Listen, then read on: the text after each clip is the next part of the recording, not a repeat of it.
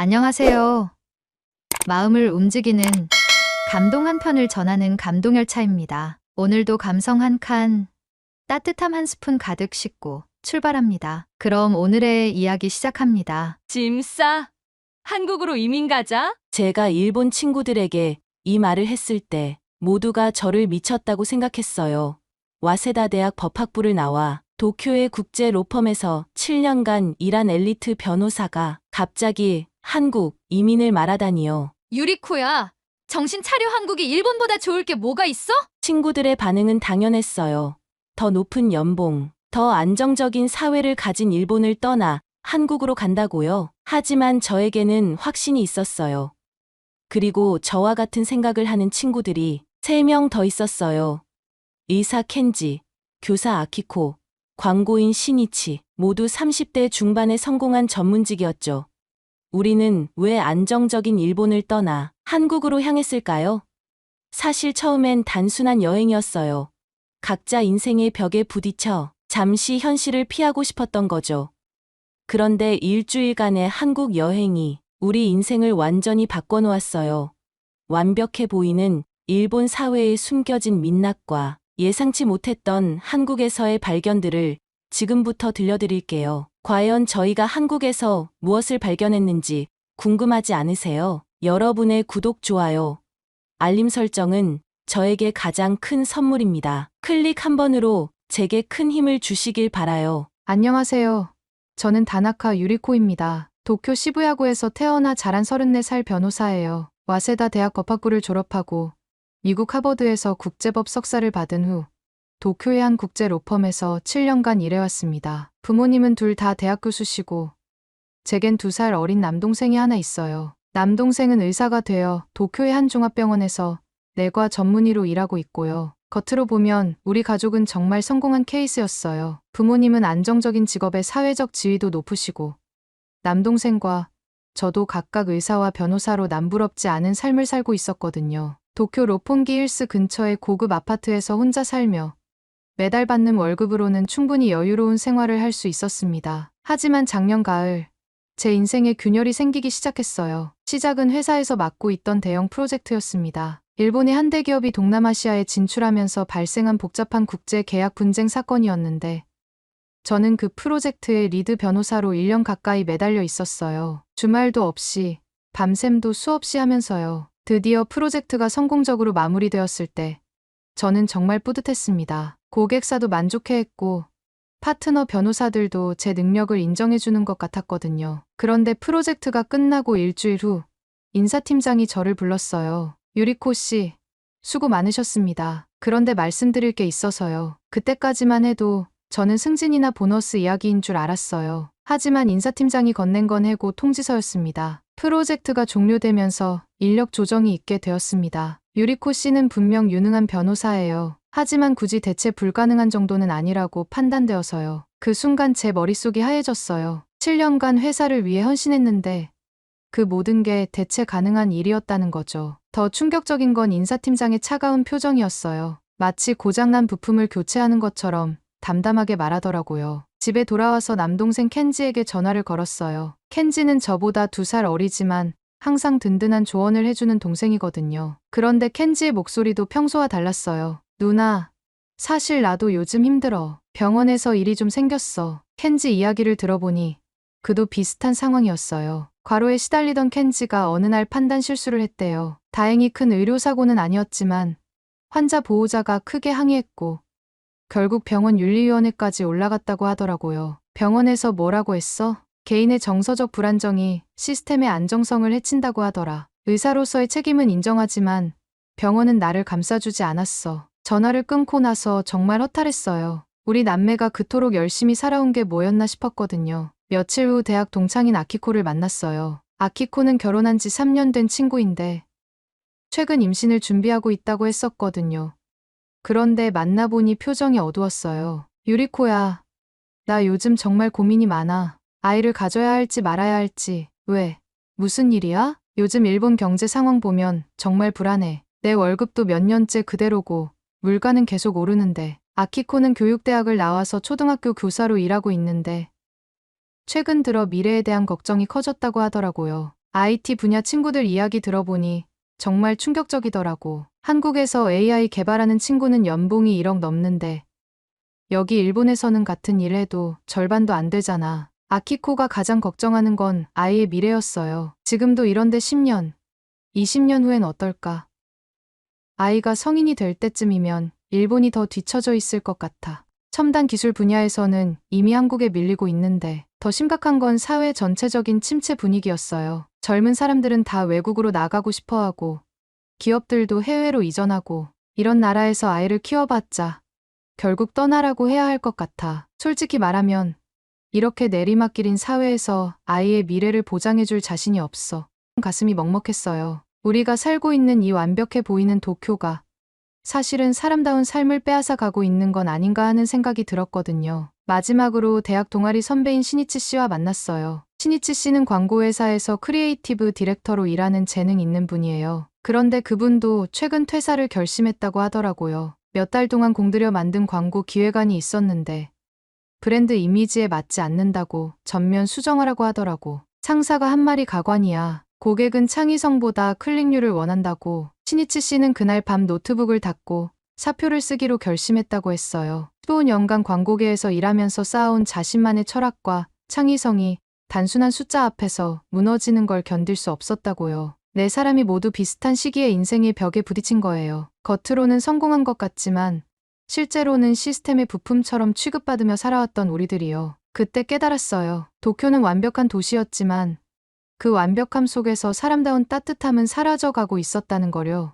우리는 더 이상 이렇게 살 수 없다고 생각했습니다. 그래서 결심했어요. 잠시 이 모든 걸 떠나보자고. 진짜 사람답게 살 수 있는 곳이 어디인지 찾아보자고요. 그렇게 우리는 탈출 계획을 세웠습니다. 신이치 씨가 제안했어요. 그냥 잠깐이라도 여행을 떠나보자. 우리가 정말 살고 싶은 곳이 어디인지 찾아보는 거야. 처음엔 단순한 여행이라고 생각했어요. 하지만 지금 돌이켜보면 그건 우리 인생의 전환점이 되는 모험의 시작이었습니다. 첫 번째 목적지로 중국을 선택했어요. 아시아의 경제 대국이고 일본과 가까우니까 부담 없이 다녀올 수 있을 거라고 생각했거든요. 켄지와 아키코는 각각 남편, 아내와 함께 부부 동반으로 가기로 했고 저와 신이치 씨는 각자 개별적으로 여행하기로 했어요. 베이징 공항에 도착한 순간부터 뭔가 이상했습니다. 공항에서부터 사람들이 줄을 서지 않더라고요. 입국 심사대 앞에서 사람들이 마구 끼어들고 큰 소리로 떠들며 질서라는 게 없었어요. 저는 일본에서 평생 살면서 이런 무질서를 본 적이 없었거든요. 택시를 타고 호텔로 가는데 기사가 미터기를 켜지 않더라고요. 제가 영어로 미터 플리즈라고 했더니 손사래를 치며 뭔가 중국어로 계속 말하는 거예요. 나중에 알고 보니 외국인이라고 바가지를 씌우려던 거였어요. 일본에서는 상상도 할 수 없는 일이었습니다. 호텔에 체크인하고 나서 아키코에게 전화를 걸었어요. 아키코는 남편과 함께 왕푸진 거리를 구경하다가 큰일을 당했다고 하더라고요. 유리코야, 나 가방을 소매치기 당했어. 정말 순식간이었어. 사람이 많은 시장에서 구경하고 있는데 갑자기 누가 내 가방을 확 당기는 거야. 신고는 했어? 했는데 경찰이 외국인이니까 조심했어야 한다는 식으로 말하더라. 마치 내가 잘못한 것처럼. 아키코의 목소리에서 당황과 분노가 느껴졌어요. 일본에서는 지갑을 떨어뜨려도 돌려받을 수 있는데 여기서는 정반대였던 거죠. 켄지도 비슷한 경험을 했어요. 그는 아내와 함께 현지 식당에 갔는데 정말 충격적인 일을 겪었다고 했어요. 누나,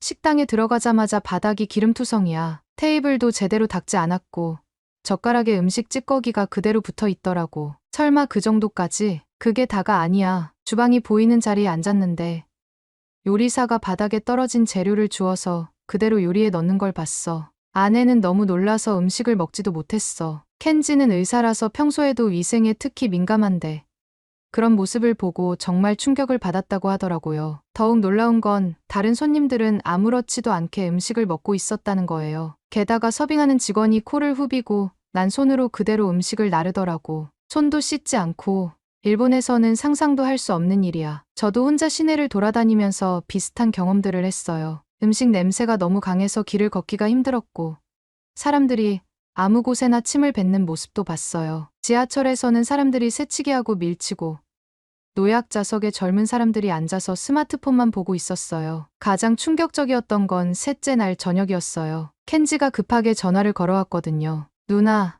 지금 호텔 앞 대로에서 교통사고가 났어. 오토바이 운전자가 크게 다친 것 같은데 사람들이 다 구경만 하고 있어. 뭐라고? 켄지가 응급처치했지? 그게 문제야. 내가 다가가서 도우려고 하니까 사람들이 막는 거야. 관계없는 일에 끼어들지 마라. 나중에 책임져야 한다면서. 심지어 누군가는 의료비 요구할 수도 있다고 하더라고. 그래서 어떻게 했어? 그냥 밀어내고 응급처치했지. 그런데 정말 이상한 건 구급차가 와서 환자를 옮길 때까지 사람들이 동영상만 찍고 있었어. 도움은 안 주고 구경거리로만 보는 거야. 캑지는 일본에서 의사로 일하면서 언제나 사람을 돕는 게 당연하다고 생각했는데 여기서는 남을 돕는 것조차 위험한 일이 되어버린 거예요. 더 놀라운 건 나중에 현지인한테 들은 이야기였어요. 켄지야, 그 사람 말이 맞을 수도 있어. 중국에서는 남을 도와주다가 오히려 가해자로 몰리는 경우가 있다고 하더라고. 신이치 씨는 예술과 문화를 좋아해서 박물관이나 갤러리를 많이 다녔는데 그분도 실망이 컸어요. 문화재나 예술품은 정말 훌륭해. 하지만 그걸 관리하고 설명하는 사람들의 태도가 너무 기계적이야. 질문을 해도 정해진 대답만 하고 진정한 소통이 없어. 우리는 베이징에서 닷새를 보낸 후 상하이로 이동했어요. 상하이는 더 현대적인 도시였지만 사람들의 마음은 여전히 차갑게 느껴졌어요. 고층 빌딩들 사이에서 사람들은 바쁘게 움직였지만 서로에게 관심이 없어 보였어요. 상하이에서의 마지막 밤, 우리 넷은 호텔 로비에서 만났어요. 모두의 표정이 어두웠어요. 솔직히 말해서 여기서도 답을 찾지 못했어. 라고 아키코가 말했어요. 켄지도 고개를 끄덕였어요. 오히려 더 혼란스러워. 일본이 차갑다고 생각했는데 여기는 더 냉정한 것 같아. 신이치 씨가 말했어요. 경제적으로는 발달했지만 사람 간의 따뜻함은 찾기 어렵네. 우리가 찾고 있는 건 이게 아닌 것 같아. 저도 동감했어요. 여기서도 사람은 사라져 있는 것 같아. 일본과는 다른 방식이지만 결국 개인은 시스템의 부품일 뿐이야. 그때 신이치 씨가 갑자기 스마트폰을 꺼내더니 항공 앱을 열기 시작했어요. 우리의 목적이 뭐였지? 살고 싶은 곳 찾기였잖아. 중국에서 답을 못 찾았다고 포기할 순 없어. 그럼 어디로 가자는 거야? 라고 제가 물었어요. 신이치 씨가 화면을 보여주며 말했어요. 한국은 어때? 서울행 특가표가 있네. 내일 아침 비행기로 갈 수 있어.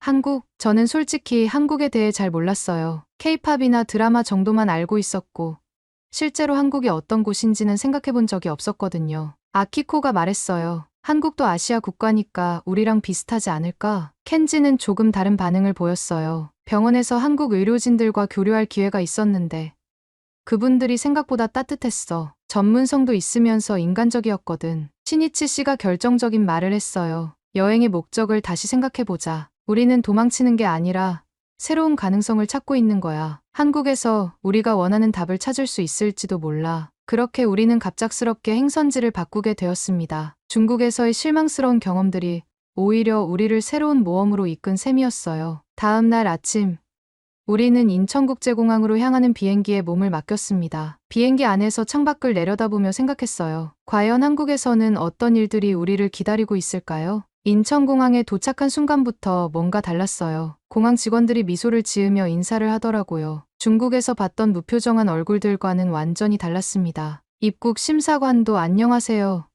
여행 목적이 어떻게 되세요?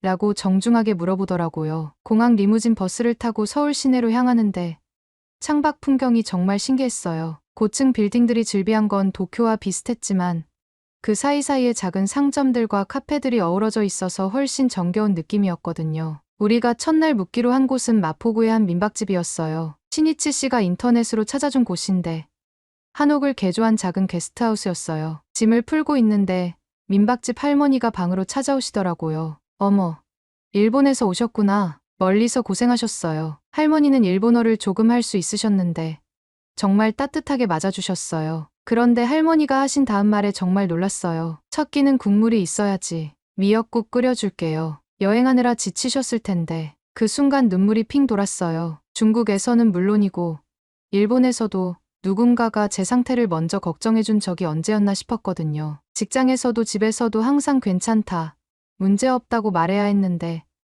처음 만난 할머니가 제가 지쳤을 거라고 먼저 생각해 주시다니요. 미역국을 먹으면서 할머니와 이야기를 나눴어요. 할머니는 젊은 시절 일본에서 생활한 적이 있으셨대요. 일본 사람들은 참 정중하고 예의 바르지. 그런데 마음을 열기까지는 시간이 오래 걸리더라고. 한국 사람들은 좀 다르지. 빨리 친해지고 마음도 금방 열어줘. 할머니 말씀을 들으면서 정말 그런 것 같다는 생각이 들었어요. 처음 만났는데도 진짜 가족처럼 챙겨주시는 거예요. 다음 날 아침, 켄지와 함께 근처 전통시장에 갔어요. 중국 시장에서의 안 좋은 기억 때문에 조금 걱정되긴 했지만 한국 시장은 완전히 달랐어요. 떡집 아주머니가 저희를 보더니 갓 만든 인절미를 하나씩 건네주시는 거예요. 어머, 일본 분들이네. 우리 떡 맛보세요. 서비스예요. 켄지가 일본어로 감사합니다라고 하니까 아주머니가 더 좋아하시면서 고생 많으셨어요 라고 하시더라고요. 그 한마디가 켄지의 마음을 완전히 녹였어요. 누나, 이상해. 왜 이렇게 따뜻하지? 나 지금까지 살면서 이런 대접 받아본 적 없는 것 같아. 켄지는 일본에서 의사로 일하면서도 항상 격식을 차려야 했고 환자들도 예의는 지키지만 정작 따뜻한 말 한마디 해주는 사람은 별로 없었거든요. 검색 결과를 바탕으로 일본의 급식 상황에 대해 정확한 정보를 반영하여 수정하겠습니다. 아키코는 남편과 함께 서울의 한 초등학교를 견학했어요. 아키코가 교사라서 한국의 교육 현장이 궁금했던 거죠. 그런데 돌아와서 하는 말이 정말 인상적이었어요. 유리코야, 여기 급식이 정말 대단해. 일본은 최근 물가 상승으로 급식비가 오르면서 과일 대신 젤리나 케이크를 내놓는 학교들이 생기고 있는데 여기는 그런 걱정이 없어 보여. 일본이랑 많이 다르구나? 완전히 달라. 일본은 급식 민영화가 가속화되면서 반찬 가짓수도 줄어들고 퀄리티가 점점 떨어지고 있는데 여기는 영양사 선생님이 직접 식단표 설명해 주시면서 모든 메뉴가 영양 균형을 고려해서 만들어진다고 하더라고.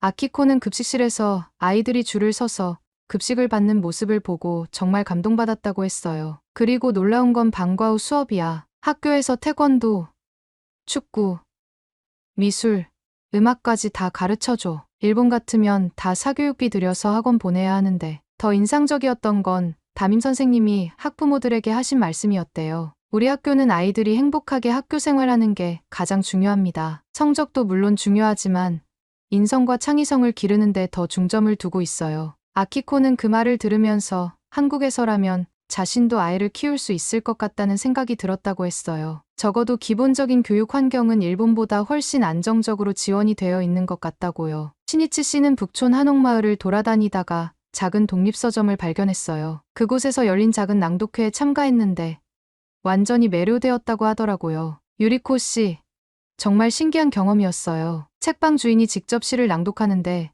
사람들이 진짜 진지하게 들어주는 거예요. 어떤 분위기였는데 일본의 문화 행사는 보통 조용하고 격식이 있잖아요. 그런데 여기는 중간중간 사람들이 아 하면서 공감 표현도 하고 끝나고 나서는 자연스럽게 이야기도 나누고 신이치 씨가 가장 감동받은 건 책방 주인이 마지막에 한 말이었대요. 이 공간은 사람의 마음이 잠시 쉴 수 있도록 만든 거예요. 성과나 효율성보다는 마음의 여유를 찾는 곳이죠. 그 말을 듣고 신이치 씨는 자신이 15년간 광고계에서 잃어버린 게 바로 그거라는 걸 깨달았다고 했어요. 저도 혼자서 명동과 홍대를 돌아다녔는데 정말 신기한 경험들을 많이 했어요. 길을 물어보면 모르는 사람도 직접 데려다 주려고 하고 카페에서 혼자 앉아 있으면 옆 테이블 사람들이 자연스럽게 말을 걸어주기도 했어요. 특히 기억에 남는 건 홍대 앞에 한 작은 카페에서 있었던 일이에요. 저 혼자 커피를 마시고 있는데 옆 테이블의 대학생들이 저에게 말을 걸더라고요. 혹시 일본 분이세요? 일본어 공부하고 있는데 대화 연습 좀 해도 될까요? 처음엔 조금 당황했지만 이야기를 나누다 보니 정말 순수하고 열정적인 아이들이었어요. 자신들의 꿈에 대해서도 열심히 이야기하고 제가 변호사라고 하니까 정말 궁금한 걸 많이 물어보더라고요. 누나, 일본에서 변호사 생활 어때요? 힘들지 않아요? 그 순간 정말 오랜만에 누군가가 제 일에 대해 진심으로 관심을 가져주는 것 같았어요. 일본에서는 모든 게 형식적이고 표면적이었는데 여기서는 진짜 사람 대 사람으로 대화하는 느낌이었거든요. 셋째 날 저녁, 우리 넷은 한강에서 만나기로 했어요. 치킨과 맥주를 사서 한강공원에 앉아 이야기를 나눴는데 모두의 표정이 중국에 있을 때와는 완전히 달랐어요. 이상해. 여기 와서 처음으로 마음이 편해지는 것 같아. 라고 아키코가 말했어요. 켄지도 고개를 끄덕였어요. 사람들이 진짜 따뜻해. 형식적이지 않고 진심으로 대해주는 것 같아. 신이치 씨가 맥주를 한 모금 마시고 말했어요. 우리가 찾고 있던 게 이거였나 봐. 효율성과 성과만을 추구하는 사회가 아니라 사람다운 따뜻함이 있는 곳. 그때 한강에서 바라본 서울의 야경이 정말 아름다웠어요. 반포대교에서 흘러나오는 음악 분수쇼를 보면서 저희는 모두 같은 생각을 하고 있었던 것 같아요. 여기서라면 정말 사람답게 살 수 있을 것 같다는 생각 말이에요. 그렇게 서울에서 일주일을 보내면서 우리에게는 정말 소중한 시간이었어요. 하지만 여행이 끝나갈수록 현실적인 걱정들이 하나둘씩 머릿속을 차지하기 시작했어요. 여섯째 날 아침, 저는 스마트폰으로 이메일을 확인하고 있었어요. 일본에서 받은 각종 구직 관련 메일들과 함께 한 통의 세미나 안내 메일이 눈에 띄었거든요. 서울한일법률 세미나, 국제거래법의 현재와 미래. 사실 이 세미나는 일본에 있을 때부터 알고 있었어요. 하지만 그때는 실직 상태여서 참가할 엄두를 내지 못했었거든요. 어차피 마지막 날이니까 가보는 것도 나쁘지 않을 것 같았어요. 세미나에서 저는 질의응답 시간에 일본에서의 경험을 바탕으로 의견을 말씀드렸는데 한 로펌 대표님이 저에게 관심을 보이셨어요. 경력 있으신 분이라면 외국인 자문 충분히 가능해요. 한국 기업들도 일본 법률 자문이 절실한 상황이거든요. 그분은 명함을 건네주시면서 진지하게 제안해 주셨어요. 켄지는 민박집에서 할머니의 손주가 갑자기 열이 낮아 간단한 진료를 도와드렸어요. 그 모습을 본 할머니가 동네 병원 원장님께 켄지를 소개해 주셨고 원장님은 흥미로운 제안을 하셨어요. 외국인 대상 클리닉 확장할 건데 도움 주실 수 있겠어요? 아키코는 우연히 견학한 대안학교에서 비정규 외국인 교사 초빙 제안을 받았고 신이치 씨는 북촌 골목의 폐점한 카페 임대 공고를 보며 새로운 가능성을 생각해봤어요. 그날 밤 민박집 테라스에서 우리는 이야기를 나눴어요. 정말 신기한 하루였어. 모두 뜻하지 않은 기회들을 만났잖아. 하지만 곧 현실적인 고민들이 밀려왔어요. 그런데 정말 가능할까? 비자는 어떻게 받지? 라고 켄지가 먼저 걱정을 꺼냈어요. 저도 고개를 끄덕였어요. 언어 문제도 심각해. 일상 대화는 그럭저럭 하지만 업무용 한국어는 완전히 다른 차원이잖아. 아키코가 한숨을 쉬었어요. 교육 시스템도 다를 텐데 내가 정말 적응할 수 있을까? 신이치 씨도 현실적인 이야기를 했어요. 카페 운영 경험도 없는데 너무 무모한 생각인 것 같아. 실패하면 일본으로 돌아갈 때 더 힘들어질 수도 있고 결국 우리는 감정에 휩쓸려 성급한 결정을 내리기보다는 일단 일본으로 돌아가서 차근차근 생각해보기로 했어요. 인천공항에서 이별할 때 우리는 모두 복잡한 심정이었어요. 언젠가 다시 여기 올 수 있을까? 라고 아키코가 아쉬워했어요. 일단 돌아가서 현실적으로 알아보자. 무작정 감정만으로는 안 되니까. 라고 켄지가 말했어요. 도쿄로 돌아온 현실은 우리가 걱정했던 것보다 훨씬 더 냉혹했어요. 저는 취업 활동을 재개했지만 면접에서 공백기에 대한 질문만 계속 받았어요. 왜 이전 회사를 그만두셨나요? 그 기간 동안 뭘 하셨나요? 같은 질문들에 지쳐갔어요. 켄지는 더 힘들었어요. 의료계에서는 한번 문제가 생기면 복귀하기가 정말 어려웠거든요. 면접에서도 계속 과거 일을 문제 삼으며 신뢰성에 의문을 표했어요. 누나, 이게 정말 내가 평생 해야 할 일인가 싶어. 환자를 돕고 싶어서 의사가 됐는데 지금은 그냥 시스템을 유지하는 부품 같은 기분이야. 아키코도 학교 현장으로 돌아가면서 다시 현실을 직면했어요. 아이들은 여전히 과도한 경쟁에 시달리고 있었고 학부모들의 성적에 대한 압박은 더 심해졌어요. 임신을 해도 될까 하는 고민이 더 깊어졌어. 한국에서 본 그런 자유로운 교육 환경이 계속 머릿속에 맴돌아. 신이치 씨는 다시 광고계로 돌아갔지만 창의성은 더욱 제약받았어요. 모든 기획안의 데이터와 효율성만 요구받았고 진정한 소통이나 감동은 뒷전이었어요. 2달이 지나면서 우리는 자주 만나게 되었어요. 일본에서의 답답한 현실을 서로 토로하는 것이 유일한 위로였거든요. 한국에서의 일주일이 꿈만 같아. 정말 그런 곳이 있었나 싶을 정도로. 라고 아키코가 말했어요. 켄지가 진지하게 말했어요. 누나, 우리 진짜 한국 이민에 대해 알아보는 거 어때? 그때 받았던 제안들이 진짜였는지 확인해보자. 저도 그 생각에 동의했어요. 그래. 최소한 알아보기만이라도 해보자. 가능성을 확인해보는 거야. 그렇게 우리는 본격적으로 한국 이민에 대해 조사하기 시작했어요. 먼저 비자 문제부터 알아봤어요. 전문직 취업 비자, 투자 비자, 영주권 취득 조건 등을 하나하나 찾아봤어요. 생각보다 복잡했지만 불가능하지는 않았어요. 켄지는 한국 의료진 면허 취득 과정을 알아봤어요. 한국어 능력 시험과 의료진 국가고시를 통과해야 한다는 걸 알았지만 일본 의사 경력이 있으면 일부 과정이 단축된다는 것도 확인했어요. 저는 한국 변호사 자격에 대해 조사했어요. 외국 변호사도 일정 조건을 충족하면 한국에서 법률 서비스를 제공할 수 있다는 걸 알았어요. 아키코는 한국 교육계 취업 정보를 찾아봤고 신이치 씨는 한국에서의 사업 창업 절차를 알아봤어요. 그 과정에서 우리는 한국에서 받았던 명함들의 주인들과 연락을 취했어요. 놀랍게도 모든 분들이 여전히 우리에게 관심을 보여주셨어요. 정말 진지하게 고려 중이시라면 구체적으로 도움을 드릴 수 있어요. 3달 후, 우리는 확신을 갖게 되었어요. 쉽지 않겠지만 충분히 도전해볼 만한 가치가 있다는 결론에 도달한 거예요. 실패할 수도 있어. 하지만 지금 이 상태로 계속 살기보다는 나을 것 같아. 라고 제가 말했어요. 켄지가 고개를 끄덕였어요. 최소한 후회는 안 할 것 같아. 시도도 안 해보고 포기하는 것보다는. 그렇게 우리는 인생의 큰 결단을 내렸습니다. 안전하지만 답답한 현재를 떠나 불확실하지만 희망적인 미래를 향해 나아가기로 한 거예요. 오늘의 이야기는 여기까지입니다. 마음에 드셨다면 구독과 좋아요 잊지 말고 한 번씩 눌러주세요. 소중한 시간 함께 해주셔서 진심으로 감사드리고 앞으로도 더 깊은 이야기로 여러분을 찾아뵐게요.